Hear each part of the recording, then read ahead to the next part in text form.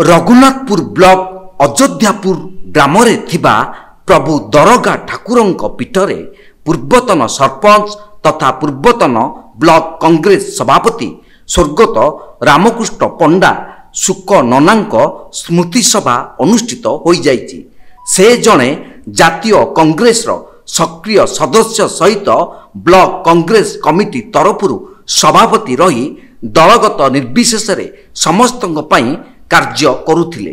से आगधाड़ी कांग्रेस पुरुखा नेता कहिले अत्युक्ति हेब नाही। तेणु तांकु रघुनाथपुर अंचल चाणक्य बोली कही थांती। एही सभारे पूर्वतन जिला परिषद सभापति नटवर बारिक प्रदीप प्रज्वलन करी उद्घाटन करथिले। रामकृष्ण पंडा जणे जनप्रिय नेता बोली से प्रकाश करथिले। एही स्मृति सभारे जिला कांग्रेस कमिटी उपसभापति सर्वेश्वर पंडा अध्यक्षता करथिले। स्वर्गत पंडा जणे दूरदृष्टि संपन्न व्यक्तित्व थिले बोली तांको वक्तव्य रे कहिथिले। एथिरे कांग्रेस नेता हिमांशु मलिक जोगदे सुक नना समाजर जणे गठनशील व्यक्तित्व बोली कहिथिले।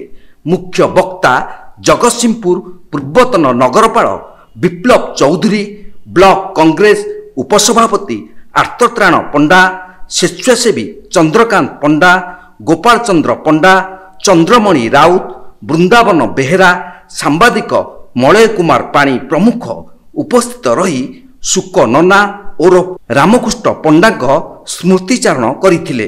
सर्वशेष काशीनाथ पंडा धन्यवाद अर्पण करथिले। रघुनाथपुर ब्लॉक रे जेतेबेले जो कार्यक्रम होइछि विशेषकर एक निर्दिष्ट राजनैतिक दल रे तांकर जन्म एवं निर्दिष्ट राजनैतिक दल रे ठाई शेष निश्वास त्याग करछन्ति।